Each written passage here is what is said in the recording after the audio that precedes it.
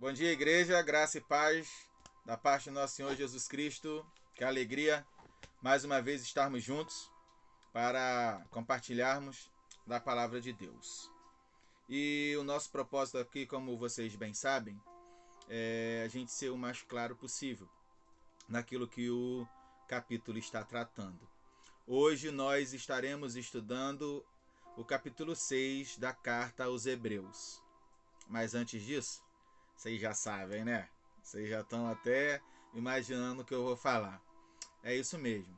Se você ainda não está inscrito no nosso canal, se inscreve no nosso canal, compartilha esse vídeo, compartilha os nossos cultos nas suas mídias sociais, manda para os seus amigos lá, pô, curte lá, se inscreve lá no canal da igreja no YouTube, para que assim mais pessoas possam ser alcançadas, não apenas pelo conteúdo que a gente está tendo na EBD, mas nós já temos bastante conteúdo no nosso canal e eu tenho certeza absoluta que muitas vidas serão alcançadas a partir também do seu trabalho de divulgação. Uma outra coisa também, você que ainda não me conhece, eu sou o pastor Alexandre Muniz e é uma alegria muito grande poder estar junto com você. Se inscreve no nosso canal, dá um likezinho, aperta o sininho das notificações, porque assim sempre que começar alguma programação nossa, você vai ser logo avisado. E no mais, vamos lá para o estudo de hoje. Antes de entrar no capítulo 6, eu queria só deixar uma palavrinha do final do capítulo 5. Porque, olha só, na semana passada nós falamos sobre fraqueza. Mas, poxa, como assim fraqueza? Não fraqueza por falta de alimentação. Mas o povo estava sendo perseguido, o povo estava se sentindo oprimido, e por conta dessas situações, o povo estava ficando desanimado, o povo estava querendo desistir.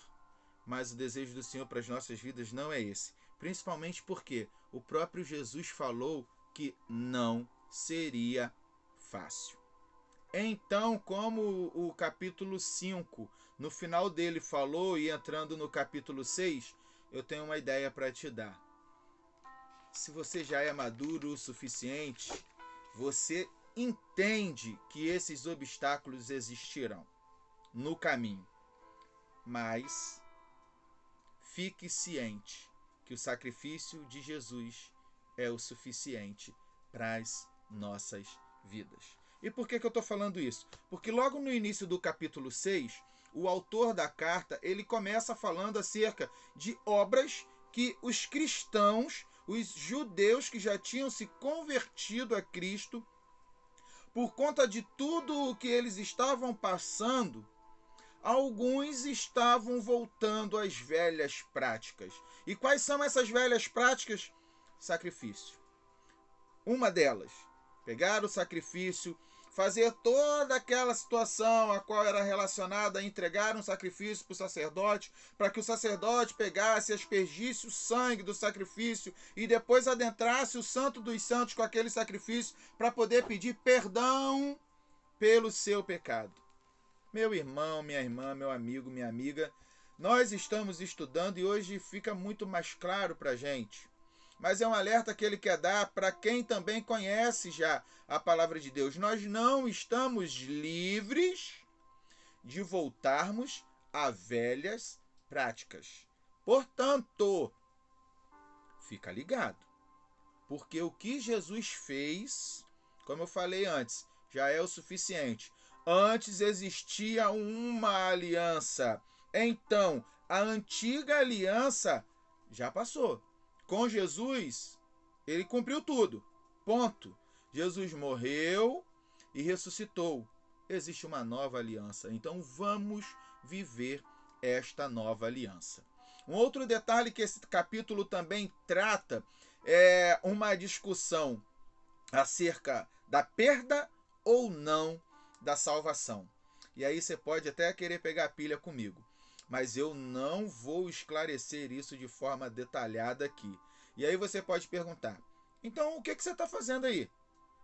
O que eu quero é estar falando com você Mas estas explicações eu não vou fechar nelas. Não. Eu quero que você entenda o seguinte sobre essa situação. Eu quero ser direto. Olha só, você conhece Jesus? Você já teve um encontro genuíno com Jesus? Se sim, amém. Houve arrependimento e arrependimento mesmo, verdadeiro da sua parte? Melhor ainda. Agora, a dica. Siga em frente, observando os ensinamentos de Jesus e os seus exemplos. E aí eu digo o seguinte: se você cair no caminho, pare, se arrependa e depois siga. Porque o autor ele vai tratar dessa situação e vão falar assim: mas caíram. E aí existe uma certa discussão e a gente não está aqui para entrar nessa discussão. Numa outra oportunidade você bota assim: pastor, a gente poderia conversar sobre isso numa oportunidade melhor? Show de bola, a gente arruma um jeito e a gente conversa, pega os 3 pastores, os seminaristas e a gente bate um papo sobre isso. Mas você prestou atenção no que eu falei? Você já teve um encontro genuíno com Deus? Você já se arrependeu? Você já se prostrou diante de Jesus e entendeu que o sacrifício dele é o suficiente? Infelizmente, a gente está aqui no mundo, a gente está sujeito a cair. Mas não devemos ficar prostrados. A gente tem que crer, se arrepender e continuar a nossa caminhada. Por quê? Se você realmente compreende que Jesus é regenerador, justificador, o santificador e o glorificador, você vai seguir o seu caminho em paz. Você vai seguir o seu caminho em paz. Porém, se mediante a tudo que você sofre, você entender que Jesus não está fazendo nada por você, aí é que mora o perigo. Porque se você entender que Jesus não está fazendo nada por você, e você falar assim, então eu vou abandonar esse Jesus, é aí que mora o perigo. Por quê? Eu não posso falar quem está salvo ou quem não está salvo. Contudo, para a gente ter uma ideia melhor dessa situação, eu sugiro você prestar atenção no que os versículos 7 e 8 do capítulo 6 dizem.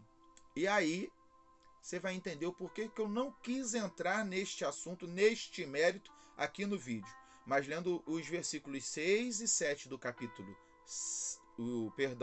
lendo os versículos 7 e 8 do capítulo 6, você pode entender o que eu quero falar acerca dessa situação da salvação.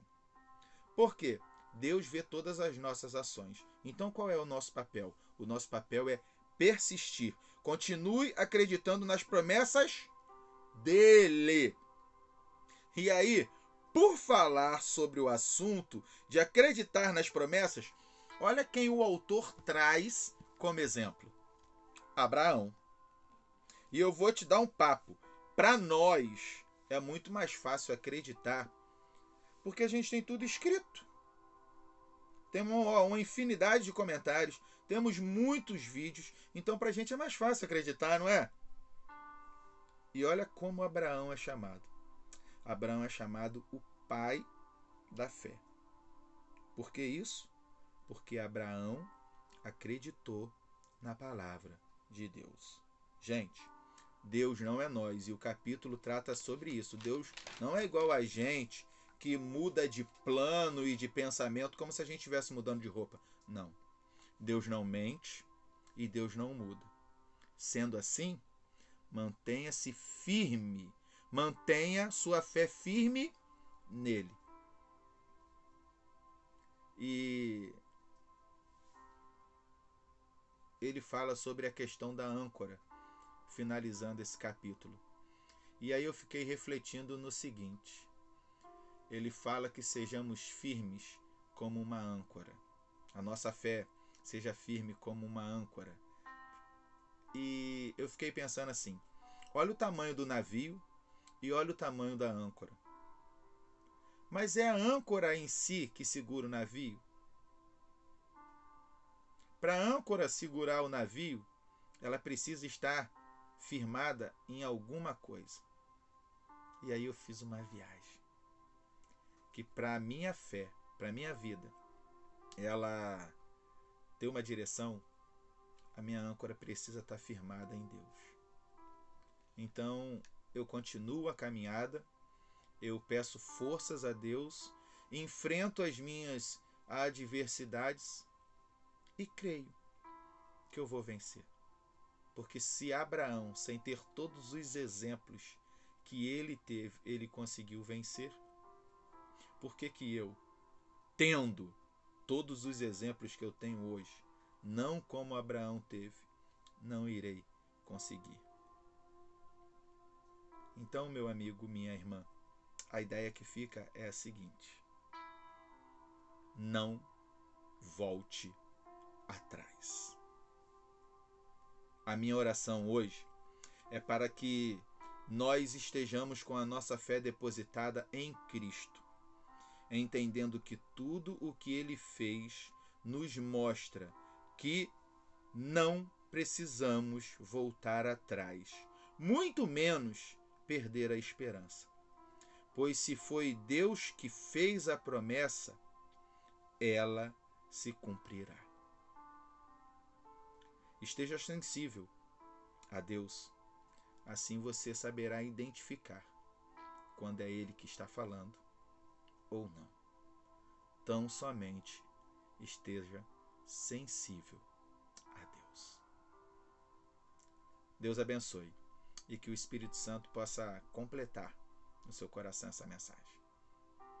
Deus abençoe e até domingo que vem, se Deus quiser.